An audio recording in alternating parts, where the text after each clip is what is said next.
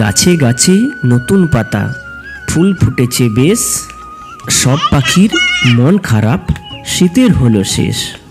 নতুন রূপে নতুন সাজে নিভাবে মনের আগুন, তাই তো আজ প্রকৃতি জুড়ে বসন্তের ফাগুন।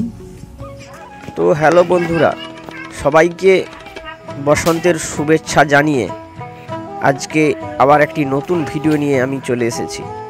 তো ভিডিওটি প্রথম থেকে শেষ পর্যন্ত দেখতে থাকুন।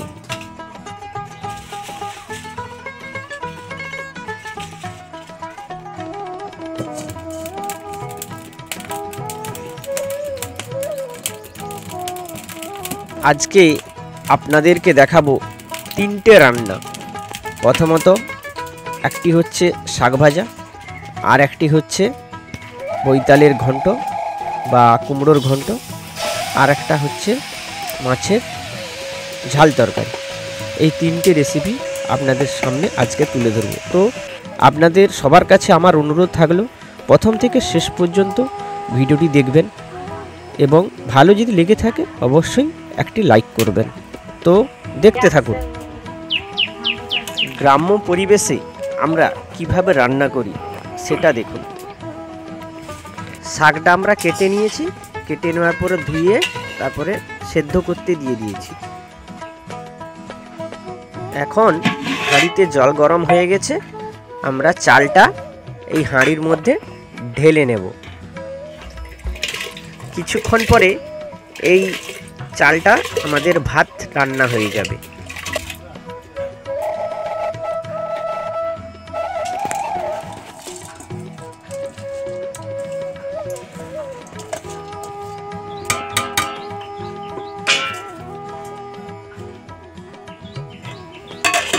এখন আমরা যে সবজিটা রান্না করব তার জন্য কিছু মশলার তো প্রয়োজন আছে, বাটনা বাটার কিছু প্রয়োজন আছে। তার জন্য এখন আমরা আদা বেটে নিচ্ছি।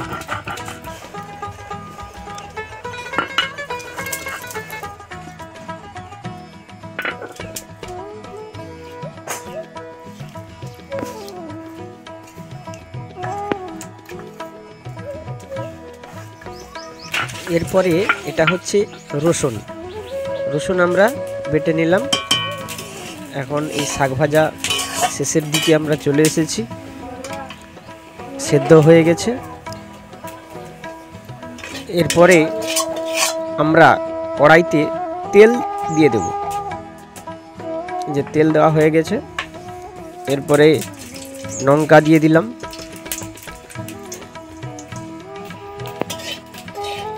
এরপরে আমরা দিয়ে দেব পেঁয়াজ,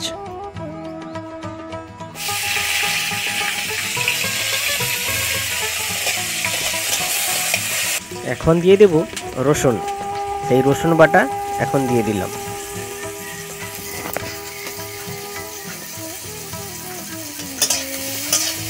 পেঁয়াজ আর রসুনটা কিছুক্ষণ ভাজার পরে আমরা এখন দিয়ে দেব শাক। এই শাকটাকে আমরা এই কড়াইতে তেলে ভেজে নেব।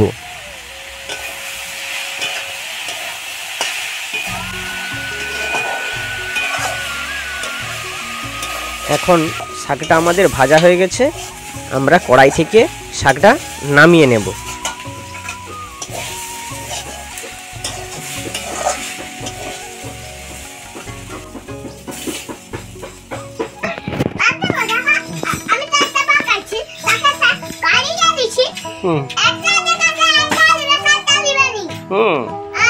বাটাও দেখি, বাজাও দেখি, বাঁধাও।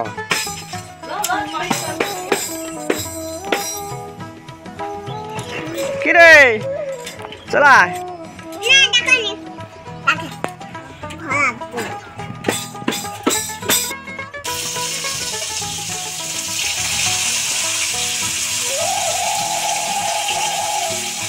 এদিকে আমাদের মাছ ভাজা চলছে।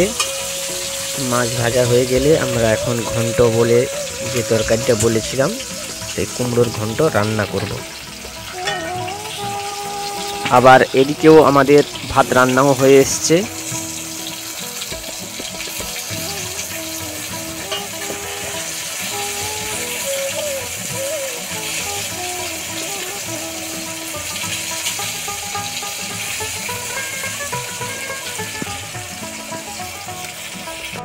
এখন আমরা রান্না করব ঘন্ট, কুমড়োর ঘন্ট।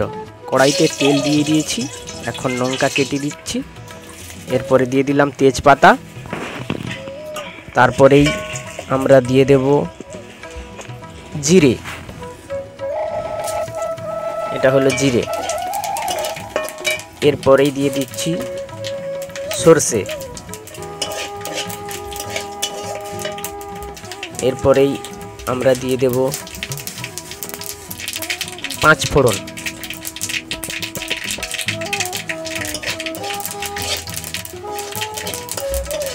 এখন আমরা দিয়ে দেব পেঁয়াজ। আরও একটি মশলা রয়ে গেছে, সেটি হলো আদা। এই আদা বাটাটা দিয়ে দিলে খুবই স্বাদ লাগবে। এখন দিয়ে দেব হলুদ। আমাদের মশলাটা কষানো হয়ে গেছে, এখন আমরা দিয়ে দিব সেই বৈতাল, আবার অনেকে বলেন কুমড়ো।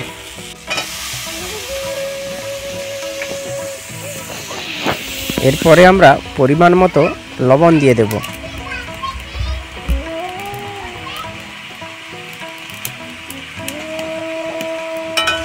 কুমড়োটা যাতে তাড়াতাড়ি সিদ্ধ হয়ে যায় তার জন্য আমরা এই ঢাকাটা দিয়ে দেব।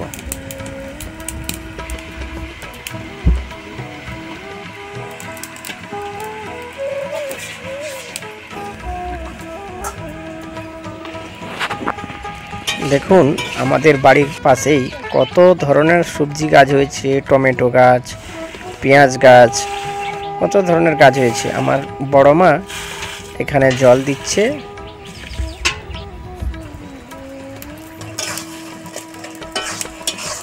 এদিকে আমাদের কুমড়োর ঘন্ট রান্না হয়ে গেছে, এখন আমরা নামিয়ে নেব।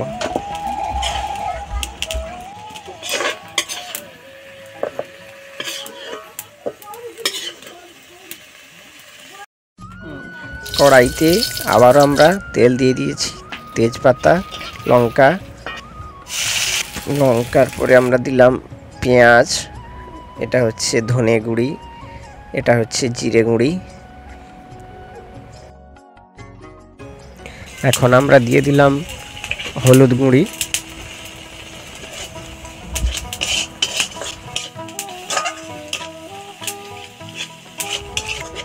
এরপর আমরা দিয়ে দেব টমেটো,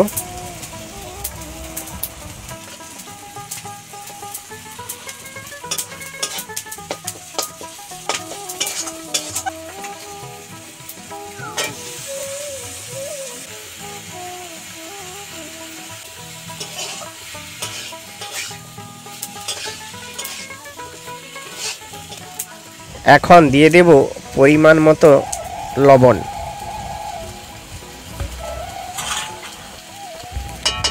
সবজিটাকে কিছুক্ষণ কষানোর পরে আমরা পরিমাণ মতো জল দিয়ে দেব।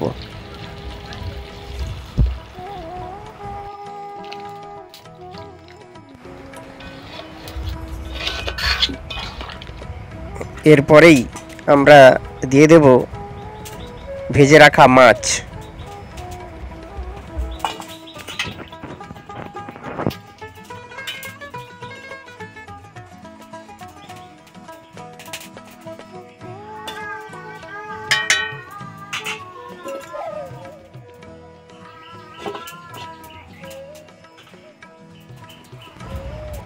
আমাদের ঝাল তরকারি রান্না কমপ্লিট হয়ে গিয়েছে, এরপরে আমরা কড়াই থেকে নামিয়ে নেব। তো বন্ধুরা, আজকে এই ভিডিওটা আর আমি বেশি বড় করব না।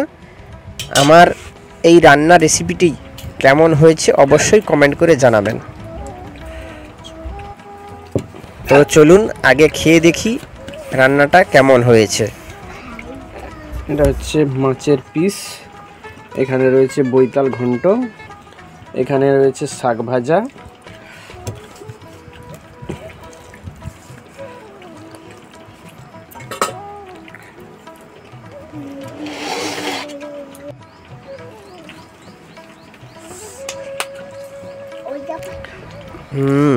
খুবই দারুণ খেতে হয়েছে, খুবই টেস্টি হয়েছে।